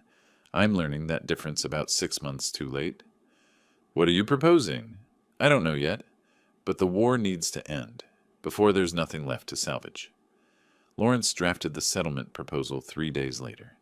The $515,000 judgment would be reduced to $50,000, payable over 10 years at $5,000 annually. No interest. No penalties for late payment, if David could document genuine hardship. "This is extraordinarily generous," Lawrence observed. "He'll never fully compensate you." "I don't need compensation. I need to sleep at night." I signed the papers. "Send it to his attorney." David called within hours of receiving the offer. His voice shook. "Is this real?" "It's real." "Why? After everything I did, why would you—" "Because my granddaughter shouldn't have to grow up knowing I destroyed her father completely." I kept my tone level. This doesn't mean I forgive you, David. It means I'm choosing to stop punishing Chloe for your mistakes. Silence on his end. Then, can we meet? Face to face? I need to say things that don't work over the phone. When? Whenever you're willing. I thought about that. Part of me wanted to refuse, to maintain the wall I'd built. But Gerald's words echoed, "Forgiveness is hard, but it's the only thing that lets you sleep at night." Crest Lake Park, Saturday afternoon, 2 o'clock. Saturday arrived with temperatures finally dropping into the 70s. The park was busy with families, joggers, people feeding ducks by the water. I found David sitting at a picnic table near the playground, watching children on swings with an expression I recognized, longing mixed with regret. He'd lost weight. Gerald hadn't exaggerated. His DoorDash shirt was clean but worn. The confidence that had carried him through his scheme had been replaced with something closer to defeat. He saw me approaching and stood, hesitated, then sat back down. I took the bench across from him. "You wanted to talk." "I don't know where to start." His hands twisted together on the table. "I've practiced this conversation 100 times, and now that you're here, everything I planned to say feels inadequate." "Try anyway." He took a breath. "I was a terrible son. Not just in the guardianship scheme, though that was unforgivable, but in everything that led to it. I looked at you and saw a bank account instead of a father. I listened to Jessica complain about money and thought the solution was stealing from you instead of living within our means." His voice cracked. "I was willing to have you declared insane, Dad, to lock you away, to steal your freedom and your dignity and pretend it was love." I stayed silent, let him continue. "The worst part is I thought you were weak, an easy target, some old man who'd never fight back." He met my eyes finally. "Then I watched you on TV receiving an award from the governor, heard about your Bronze Star, your 15 years in the Marines, your charity work that touched hundreds of families, and I realized I never knew my own father because I never bothered to ask." "You only cared what I had," I said quietly, "not who I was." "Exactly." He wiped his eyes roughly. "I deserve everything that happened. The lawsuit, the job loss, the divorce, the public shame, Jessica leaving, living in that studio apartment where the walls are so thin I hear my neighbors' arguments every night. All of it. That's quite an admission. It's the truth." He gestured at himself. "This is what I built with my greed. 39 years old, delivering pizzas to survive, drowning in debt I'll never fully pay. My daughter lives 3 hours away and barely knows me. My wife, ex-wife, won't speak to me. The town I grew up in treats me like a criminal." "You were a criminal." "I was." He didn't argue. "But you know what the worst part is? It's not the poverty or the shame or the debt. It's knowing that I had a father who would have helped me if I'd just asked. If I'd been honest about the financial trouble instead of trying to steal. If I'd treated you like a person instead of an ATM." A child's laughter rang out from the playground. We both turned to watch. The sound felt incongruous against our conversation. "I'm accepting your settlement offer," David said. $5,000 a year for 10 years. It'll take everything I can scrape together, but I'll pay it. Not because I have to. I know bankruptcy would wipe most of it, but because it's the only way I can prove I've changed." "Changed how?" "I got a second job. Night shift at a Walmart distribution center. Between that and DoorDash, I'll make enough to cover rent, debt payments, and maybe see Chloe once a month." He smiled bitterly. "Not exactly the life I imagined, but it's honest work. That's more than I could say 6 months ago. I studied my son, the boy I'd raised, the man who'd betrayed me, the broken person now trying to rebuild from rubble. Jessica called me last week," he continued. "She's taking classes at Valencia College. Business administration. Says she's done pretending to be an influencer and wants real skills. She's ashamed of what we did. Won't even visit Clearwater because she can't face people. She should be ashamed. We both should." David leaned forward. "Dad, I'm not asking for forgiveness. I don't deserve that. I'm not asking you to forget what I did or pretend it didn't happen. I just need you to know. I understand now. I understand what I tried to take from you. And I'm sorry. Truly, completely, devastatingly sorry." The apology hung in the air between us. No excuses, no blame shifting, just acknowledgement and remorse. "I'm sorry too," I said finally. His head jerked up. What? I'm sorry, I didn't stop at protecting myself. You tried to destroy me, and I responded by destroying you. That was justice up to a point. After that point, it became revenge. I kept pushing until there was nothing left of you. You deserved consequences. Prison, probably. Definitely public exposure and financial penalties. I cut him off. But I made sure you lost everything. Your marriage, your job, your reputation, your connection with your daughter. Some of that was inevitable. Some of it was me being thorough. You were protecting yourself. I was annihilating you. There's a difference. I watched the ducks paddling near the shore. Gerald asked me if I was doing okay with all this. I kept saying I was fine, but I wasn't. Victory felt like ashes because somewhere in my crusade for justice, I forgot that you were still my son. David's shoulders shook. He covered his face with his hands. I won't forget what you did, I continued. I can't. Trust doesn't come back easily. Maybe it never comes back fully, but I can stop making your life harder.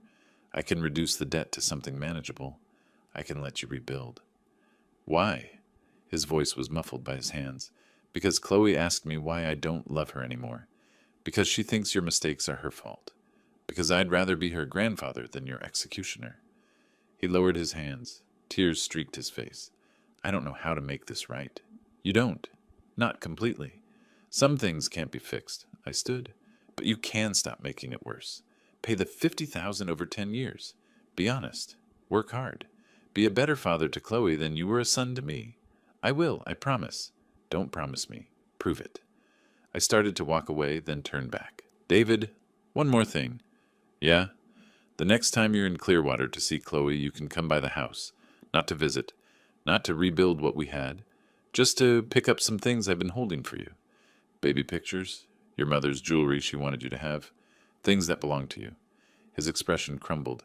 Dad, don't read more into it than it is. I'm not offering reconciliation. I'm offering basic decency. I paused. But maybe someday, if you prove you've really changed, we can try for more.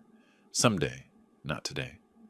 I left him at that picnic table, crying quietly while children played nearby.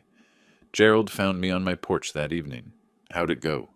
He apologized. Meant it, I think. I sipped my coffee. Jessica's taking college classes. David's working 2 jobs. They're trying to rebuild from nothing? You reduced the judgment to $50,000, payable over 10 years. Gerald nodded slowly. That's mercy, Milton. Not weakness. Mercy. Maybe. Or maybe I'm just tired of being angry. I watched the sunset paint Clearwater pink. I won everything, Gerald. Protected my assets. Exposed the fraud. Destroyed their reputations. Made them pay. But winning didn't feel how I expected. How did you expect it to feel? Satisfying. Instead, it just felt empty. I set down my coffee. I spent 6 months proving I wasn't weak, wasn't stupid, wasn't an easy target. But in the process, I lost my family. That's not victory. That's just different kind of loss. So what now? Now I try to figure out what comes after revenge.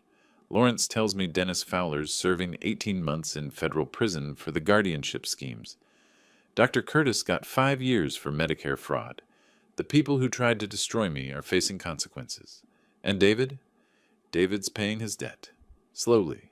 Painfully. But honestly, I paused. He'll never be the son I thought I raised. But maybe he can be someone better than the person he became. Time will tell. 3 weeks later, David made his first payment, $5,000, transferred from an account that probably had exactly $5,012 in it. The payment confirmation came with a note. First of 10. I won't miss one. David. Chloe visited me at the end of September. We spent the afternoon at the beach, building sandcastles, collecting shells, eating ice cream that melted faster than we could finish it. She held my hand and talked about school, about her friends, about nothing important and everything that mattered. Daddy said you're friends again, she mentioned casually while searching for sand dollars. We're working on it, sweetheart. That's good. I like it when people work on things instead of giving up. She found a perfect sand dollar and showed me triumphantly. See? Sometimes broken things can be fixed if you're careful. Out of the mouths of 6-year-olds, Jessica never called to apologize. I didn't expect her to. Gerald reported seeing her at Valencia College's website. She'd made the dean's list, building a new life in Orlando. That was probably for the best. The house on Sunset Drive felt less empty as October arrived. Gerald came by regularly. Lawrence stopped treating our meetings like war councils and started treating them like friendly check-ins. I started volunteering at the community center, teaching basic financial literacy to young families. Turned out I had skills beyond just protecting assets. Who knew? David sent a photo in early October, him and Chloe at a pumpkin patch, both smiling. He looked healthier. She looked happy. The caption read, "Thank you for letting me try to be better." I saved the photo, didn't respond. Some things didn't need words. One evening in late October, I sat on my porch and thought about the past year, the betrayal, the battle, the victory that felt like defeat, until I understood that revenge and justice weren't the same thing. I'd protected everything I owned, proven I wasn't weak, made them understand that underestimating the old man was a fatal mistake. But the real victory wasn't the money or the court judgments or the public vindication. The real victory was deciding to stop fighting before there was nothing left to save. Gerald joined me, bringing oranges from his tree. "You look peaceful." I feel closer to it than I did 6 months ago. What changed? I realized that being right doesn't always mean being happy, and being strong doesn't always mean being unforgiving. I took an orange. David betrayed me. Jessica enabled it. They deserved consequences, but Chloe deserved a grandfather. And I deserved peace more than I deserved revenge. Took you long enough to figure that out. Better late than never. The sun set over Clearwater Bay, painting the sky in colors that no longer reminded me of blood. Just beauty. Just another day ending, another day beginning. I'd won the war, but more importantly, I'd stopped fighting before victory cost me everything that actually mattered. That was the lesson David never learned until it was too late. Some battles aren't worth winning if you lose yourself in the process. Me? I learned it just in time, and that made all the difference. If you liked this story, please like this video, subscribe to the channel, and share your impressions of this story in the comments. To listen to the next story, click on the box on the left. Thank you for watching.